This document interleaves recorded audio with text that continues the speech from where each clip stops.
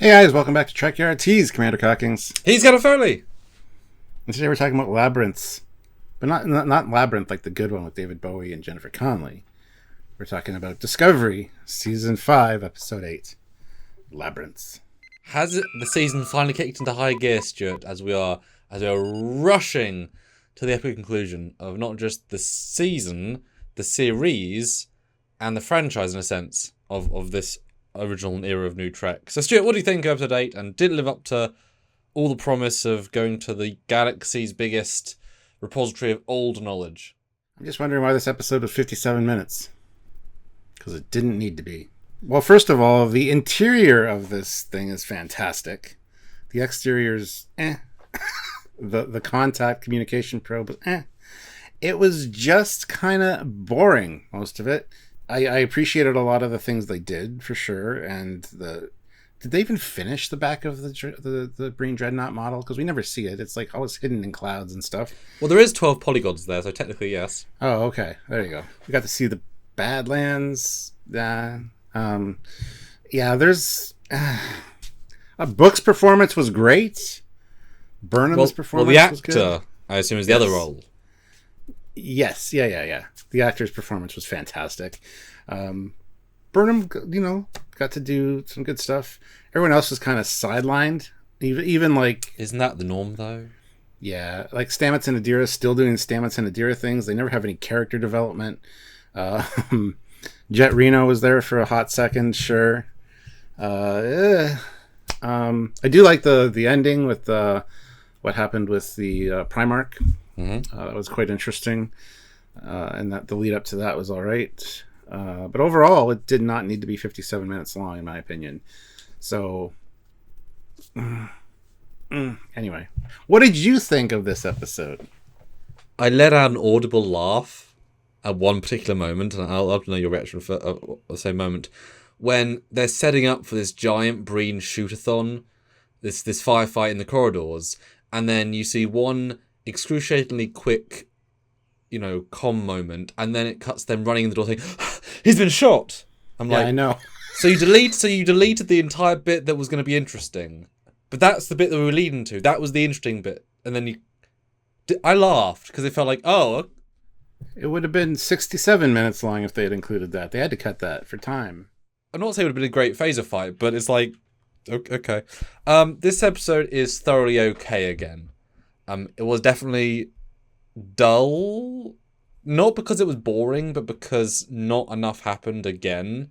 And at 8, they're not going to be able to save the season because they're now at 7 or 6 out of the 10 episodes are underwhelming. That's already too many, right? The season's lost in terms of good pacing. Even if season 4 had a great ending, we remember the slow middle.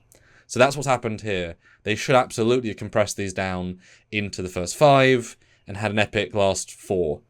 They've let themselves down hugely because the fact that we're 8 in and we finally have the location means we only have 2 left, and I don't think that's not a good use of a season in my opinion. Now, having seen how slow this was, now once again they've left so many opportunities on the cutting room floor, not even trying. Had they, as I said by episode 2, I believe, had flashbacks to the Dominion War era scientists in the uniforms in a lab every episode, learning about the people, linking it in. Every episode would have felt bigger, better, stronger, more canon-focused. But they just don't have... That would have been such an added oomph. And every episode, there's a place you could have put it in organically that would have elevated it every single time. And this one, you could have had the scientist lady, which would have met in episode 2, then the one, not rather than Book. Like, Book's fine, but have her in the position. So you got the Dominion War uniform torn to a Discovery uniform, and there'd be no reach of logic. You've just got it, and then you feel the payoff of that. Or maybe she's still alive, she's in the transporter buffer, don't know, right? You could have had payoffs. There's some minor, things, but Discovery's always done bad space battles. Always. They have a precedent for badly written, badly executed space battles. It's not a space battle technically, but like going into the Badlands, the shields go down within 2 minutes, 40% at a time. It's like, this is a 32nd century, the most advanced shields in the quadrant. If they can't survive more than 2 minutes, then no other ship ever before could. So how did everybody get in the Badlands? How did a Marquis Raider get in the Badlands if that was killing them in under 2 minutes and played off as like, we're going to die. Don't introduce that. It was a daft thing. And then similarly, the battle with the Breen.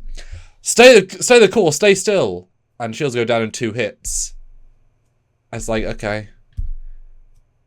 Like, you're OPing everything. It just doesn't have, the things that could have been cool were not cool in that regard. Kieran the Breen Primarch is fine. He wasn't very interesting, really. And certainly now she is more interesting, but I don't necessarily buy that the Breen would follow her. It hasn't been set up properly, so I'm like, okay. It's okay, but you introduced the Breen relatively recently, and she's only been in like maybe 60 minutes of screen time the entire season. If the Breen went earlier to pay off more, introduce the Primarch in episode 1 in negotiations, like, you do this better by introducing it all earlier, so this just feels not random, but like, okay. Versus, oh wow, she did the thing. Okay. Yeah, that part I don't have a problem with, honestly, because she is the wife of the Scion, which is like their true leader and all that, and she keeps talking about bringing him back, and she points out all the flaws that the Primarch had, like not caring about bringing Locke back, not caring about, the culture of the Breen, to destroy the archive with any Breen tech thing in there, and also to betray his Trimarch, his sworn bond that he wasn't going to.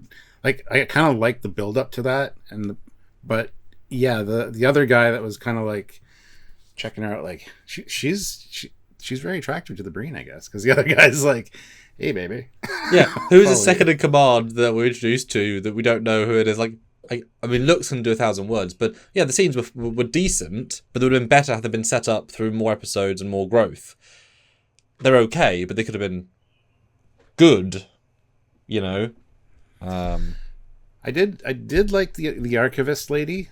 She was great. Cute, she was fun fantastic. actors are fun, right? I think she was also pregnant with the way she was always standing, and if you look at her costume, it looks like she's got a baby bump. So I just thought that was an interesting thing to point out. Yeah, great makeup, great vibe. Disappears, of course. Of course, everything disappears in this. It's like, hey, this is a great intro to something, and then it just never gets seen again. So it's fine. But then also, now having watched it fully, the fact there's no payoff with her means the amount of time they spend on her cuteness just makes the episode longer. You know what I mean? Like, if she had Gynamed it, walked out the giant phaser rifle and shot the Breen in the phaser fight, that would have been the payoff, right? You think I'm just an archivist? Like that. That's it. That's all you need to have the payoff there. But she just disappears. Once again, Burnham is the center of the universe, and it is a one-man woman band, right? She's the lead. She's always the lead. She's fine, but I didn't need to see as much of her in the episode. And certainly, I don't buy the idea that... I know they obviously go into it near the end, but to waste so much time on her figuring it out on a moment of, I'm going to put fake sand in a fake maze, and me, Burnham, is going to assume that's the secret. Like, that's the test. These people are going to say, all they have to do is put sand on the floor, and then they'll get the clue to special weapon power. No one would ever think that was the real answer. I didn't buy her in those moments. It just seemed ridiculous. The ending, okay, I get it, but you could have skipped a good chunk of the first bit because it didn't make sense. Logically, structurally, she's not that dumb. Yep. Yeah. So that's a good chunk of the episode as well. And you booked the actor great. Really good job. Yeah. Could have been in the First Contact Greys. Would have been the same budget to make as a costume, as the part of the scientist motif from the past. That would have been cool. No. Gotta call out a book thing. The world route from Quajon. I can see Quajon being brought back by the progenitor tech, the whole planet. Oh, I didn't even think of that. Mm. And, of course, come back and tell us what happened to it. We want to know. So it's going to be like, oh, well, we restored the whole planet because of this world route. Ah, the mighty world route. Because you did see him put it in his coat, and then he's like going around doing things. And yeah. Again, you don't introduce something and pay it off less than 80 minutes later. But as if they had that idea while they're writing episode 4, like, oh shit, we need to do this thing. Okay, let's put it in near the end and we'll pay it off. See, I assumed it was going to be nothing, just a nice trinket, like an emotional beat. Or maybe bring back... Or actually, what I thought was, okay, they use the device to bring back the tree, plant the tree on a new world, and then the fauna of, like, the spirit of Quajon, because it's an organic planet, like, that would continue. I thought that would be beautiful, simple and beautiful. The planet is obviously within the scope of the I can imagine, but that I'd feel super let down by, because that was the entire arc of a season. Bring it back, I feel, would be a huge disservice to that, personally. That's what they're gonna do. I can just tell. Yeah. Rayner was there. He didn't. Yeah, I've been impressed by his character almost every episode. This one I was kind of like, on him. He was there. Yeah, exactly. He said some things. He did indeed, yes. At least the way he almost killed Burnham felt earned, in that he wasn't doing it for a dickish way, did it for a genuine crew way. So that's the growth there. Yeah. There you go. Yeah. That's his part. We got another helm officer or operations officer. I did like the idea though at the end of the spore jump and then like the explosion. That was pretty cool, and then to see it come out like all like screwed, the ship is messed up.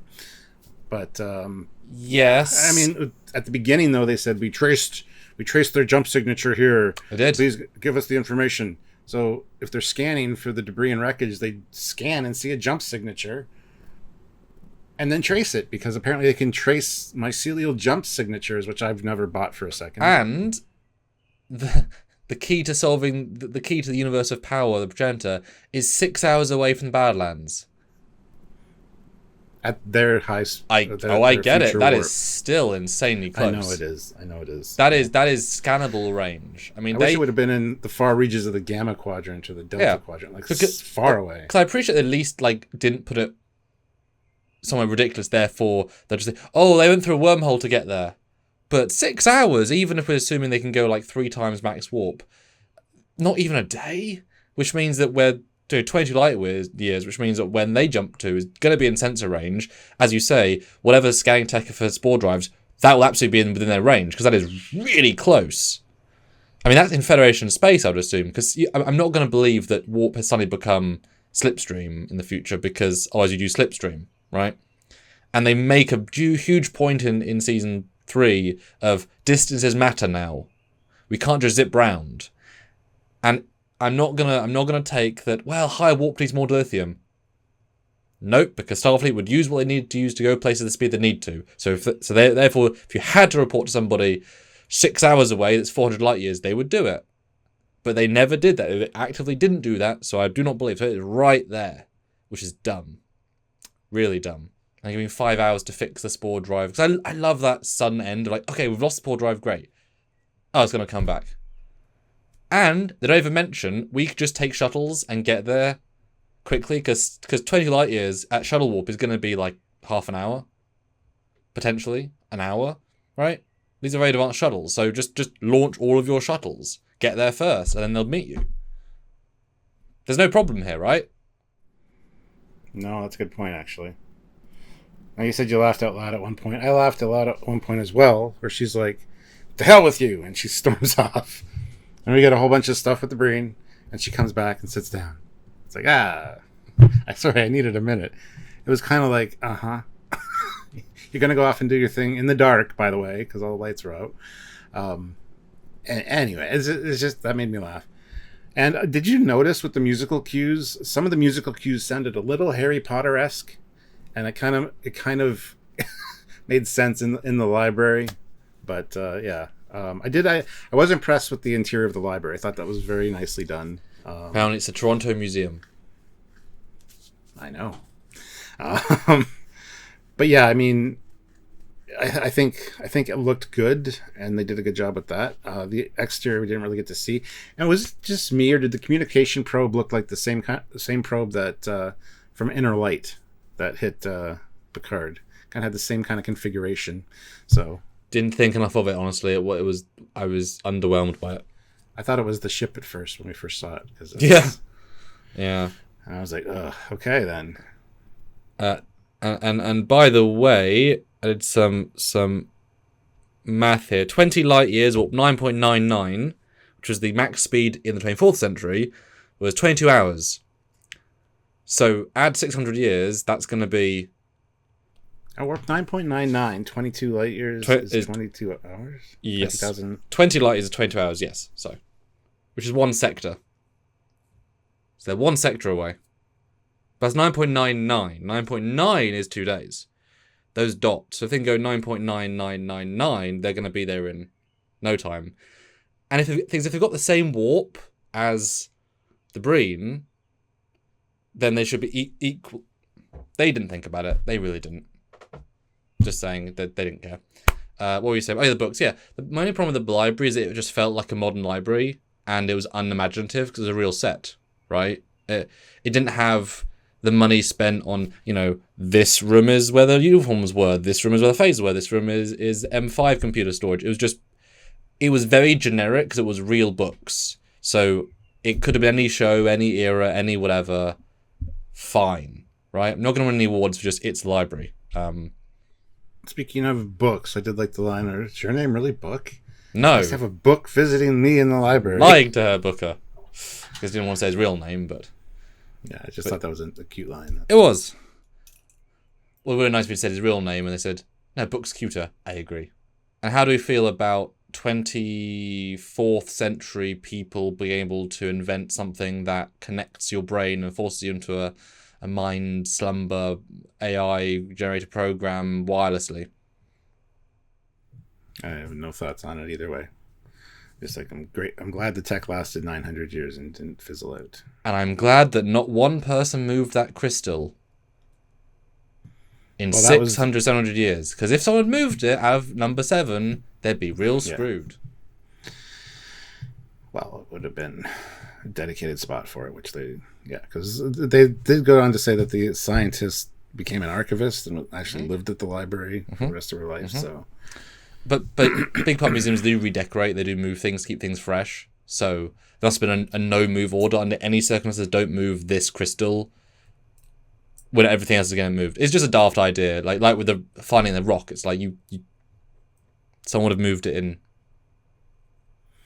But of course they're not they were not expecting hundreds of years. They're expecting maybe dozens of years, right? Like this, they weren't planning for 600 years later someone's finding it. So that was just because, oops. And those poor books, they beam out and the Breen blast those books, and those valuable pieces of cultural knowledge are just they're burned. And given this place is probably the most important single infrastructure in the galaxy, because of the knowledge, historically wise, it has the last piece of equation potentially, etc. The fact that they don't even mention when the Breen and we see it lasers the shields and it hits, they show big explosions, right? There's a physical damage. They don't. Now, we know Discovery just doesn't care. They show petrol explosions, even though they're shields, and lasers on top of lasers wouldn't cause petrol explosions, but again, they don't care. So, but it was clearly implied that hit through the shield and caused a giant hole. A hole that big might have destroyed 7 planets worth of trinkets, replaceable history, books from 900 years ago. I would have liked to have mentioned, they've destroyed 17 planets worth of archives. In that situation, I'm thinking that's why you're saving it. Burnham's not saving it for the people. That's great. It's the whole thing, right? It's the everything.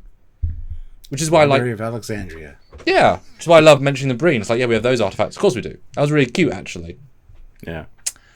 But kill them anyway. Destroy them anyway. And that's, again, not a single reference piece.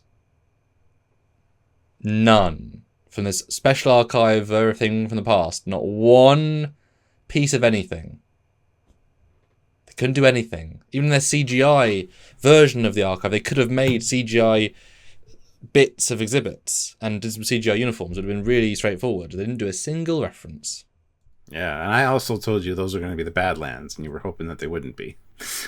So, that's all I have to say about this one. Honestly, I was kind of bored for most of it. I was waiting for something cool to happen, and it just drug on. I looked at 57 minutes, and I went, oof, this will be good. Well, and a lot happened in the last, 3 minutes. But I was more bored by the first 54 that didn't hit me in the same way, because I was more bored. Which is unusual. Yeah, I agree. I think we're 8 in. Yep. Should we be surprised, given the track record? I really think there should have been, down to 4, down to 5, and then you have the last 5 be epic. Not quite like Picard Season 3, which, wrapped up their main story arc by episode 8, so they can make 9 and 10 its own thing. Well, let's not talk about it, but, they could have been its own thing. And the funny thing is, like with last week, if you were to summarize this in text, it would sound great.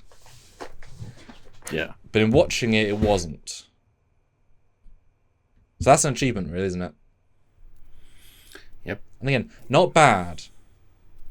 Bar is still above everything. Just okay. Just okay. And so much money and budget and talented people involved. It's like, okay, like they should do better with this much money and talent involved. But it's okay. And speaking of summarizing things in text, we have a comment section. We would like you to go text your summary down there, what you thought about this episode or our review, or if we're missing something that you want us to know, let us know in the comment section. Be sure to hit the like button on this video and subscribe to the channel if you're not already, and also hit that bell notification icon so you get notified when we do lives and all of our edited content also. And if you want to support what we do here, then of course, Stuart, join the lives, be part of the conversation. This is pre-recorded and that's pre-texted, but that is live. You can say a thing, show us a thing, whatever, right? It's live. And super chat if when you are there, any amount helps what we do here on the channel. Or super thanks, any video in the pantheon of content, kind of a lot of content, so go if you can, or regular donations via join the channel here on YouTube, join button, self-explanatory, or Patreon as well. Any and all ways do help us a lot, and thanks in advance. That's right. So until next time, he is Archivist Cockings.